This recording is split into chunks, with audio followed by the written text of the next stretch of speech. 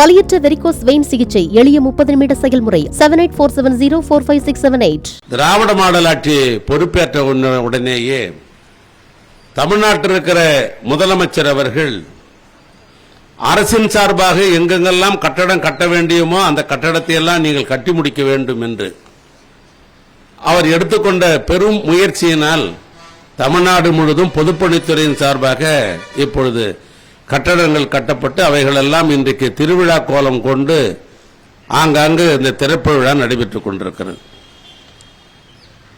அந்த வகையில்தான் நம்முடைய கடலூர் மாவட்டத்தினுடைய தலைநகராக இருக்கிற இந்த கடலூரில் 4.43 கோடி ரூபாய் செலவில் கீழ்த்தளம் அது அண்ணாமல் 2 தளங்கள் அடக்கியிருக்கிற ஒரு 3 மாடி கட்டடம் இங்கே 15,414 சதுரடியில் மிக அழகாகவும் நேர்த்தியாகவும் கட்டப்பட்டிருக்கிறது. இது நாங்கள் ஒப்பந்தாரத்தில் நாங்கள் குறிப்பிட்ட காலம் என்பது அதிக நாள். ஆனால் அவர்கள் 10 மாதத்திலே இந்த கட்டடத்தை தந்திருக்கிறார்கள். இதில் தரத்தளத்தில் உதவி பொறி செயலாளர்கள் உதவி பொறியாளர் அலுவலகம் இருக்கிறது. முதல் தளத்தில் இந்த மாவட்டத்தை ஒட்டுமொத்தமாக பொதுப்பணித்துறையின் சார்பாக பணியாற்றிக் கொண்டிருக்கிற செயற்பொறியாளர் அலுவலகம் இருக்கிறது. 2வது தளத்தில் கூட்டரங்கங்களும் பதிவறையும் இருக்கிறது. அப்படி ஒரு சிறப்பான அழகான கட்டடத்தை இன்றைக்கு தமிழ்நாட்டு முதலமைச்சரின் சார்பாக அமைச்சராக வந்திருக்கிற நாங்கள் இது பொதுமக்களுக்கு இது இன்றைக்கு நாங்கள் ஒப்படைக்கிறோம். பொதுவாக தமிழ்நாட்டுடைய முதலமைச்சர் அண்ணன் கலைஞர் இருந்த காலத்திலும் சரி, இன்றைக்கு திராவிட மாடல் ஆட்சி நடத்திக் கொண்டிருக்கிற மாண்புமிகு முதலமைச்சர் அண்ணன் தளபதி காலத்திலும் சரி, அரசு கட்டடங்களுக்கு முக்கியத்துவம் கொடுக்கிற ஒரு ஆட்சி தான் இந்த ஆட்சி. காரணம், ஒரு அரசாங்கம் மக்களுக்கு தேவையானவைகளை செய்வதற்காக ஆணையிடுகிறோம். அந்த ஆணையை நிறைவேற்ற வேண்டும் என்று சொன்னால் அந்த அலுவலர்களுக்கு கட்டடங்கள் தேவை. பொதுவாக ஒரு அலுவலகம் ஆரம்பிக்கிற பொழுது வாடகை கட்டடத்திலே கொண்டு ஆரம்பிப்பாங்க. பல ஆண்டு காலம் பல கட்டடங்கள் தாலுகா ஆபீஸ் போன்றவர்கள் ஆரம்ப சுகாதார நிலையம் போன்றவர்கள் எல்லாம் பல ஆண்டு காலம் தற்காலிகமாகவே வாடகை கட்டடத்திலே இருந்து கொண்டிருக்கும். ஆனால் கலைஞர் காலத்திலும் இப்படி இருக்கிற முதலமைச்சர் காலத்திலும் அரசுக்கு வேண்டிய அலுவலகத்தை கட்டடத்தை கட்டி கொடுத்தால் தான் அங்க இருக்கிற அரசு அலுவலர் நிம்மதியாக பணிகளை ஆற்ற முடியும்.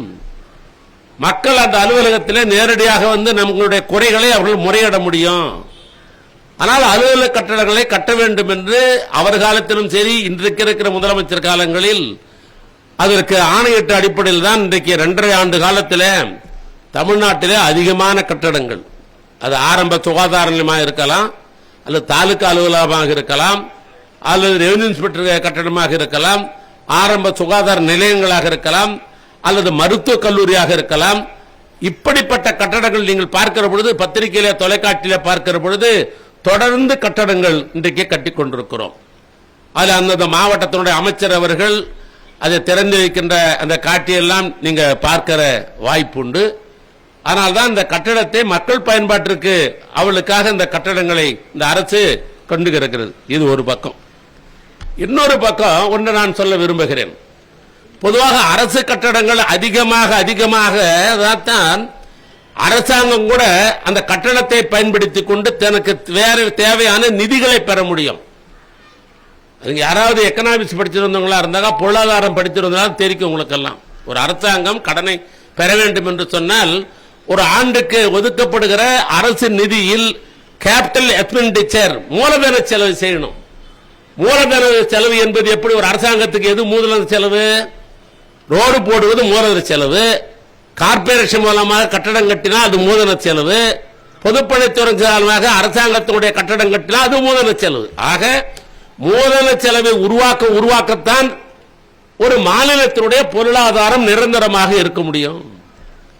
அதை உணர்ந்த காரணத்தினால்தான் அன்றைய அண்ணன் கலைஞர் காலத்திலும் சரி, அவர் வழியிலே இன்றைக்கு திராவிட மாடல் ஆட்சி நடத்தி கொண்டிருக்கிற தமிழ்நாட்டு முதலமைச்சர் தளபதி காலத்திலும் நாட்டினுடைய மூலதன செலத்தை அதிகமாக உருவாக்க வேண்டும். ஆனால் அரசு கட்டடங்கள் எல்லாம் கட்ட வேண்டும். இப்ப நாம ஒருத்தர் போய் கடன் கேட்கிறோம். கடன் கடை என்ன சொல்லுவான்? சொத்து எவ்வளவு இருக்குது, சொத்தை நீ அடமானம் போட்டு கொடுன்னு சொல்றாங்களா இல்லைன்னு எளிமையா சொல்றாங்களா இல்லையா? ஆக ஒருத்தர் கடன் கேட்கிற பொழுது கூட அப்படிப்பட்ட நிலை தான்.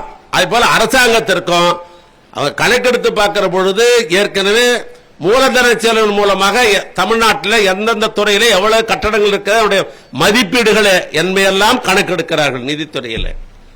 ஆக அப்படிப்பட்ட மூலதன செலவை அதிகமாக செலவு செய்து கட்டடங்களை உருவாக்குகிற ஒரு ஆட்சியாக இருக்கிற காரணத்தினால்தான் அதன் மூலமாக நிதி நிலையில நாம் கடனை பெறுவதாக இருந்தாலும் பெற முடியும். அதை வைத்துக் கொண்டுதான் நாட்டு மக்களுக்கு நேரடியாக பயன்படுத்துகிற பல்வேறு திட்டங்கள். வலியற்ற வெரிகோஸ் வெயின் சிகிச்சை எளிய 30 நிமிட செயல்முறை. 7847045678. செய்திகளை உடனுக்குடனும் துல்லியமாகவும் தெரிந்து கொள்ள சப்ஸ்கிரைப் பண்ணுங்க.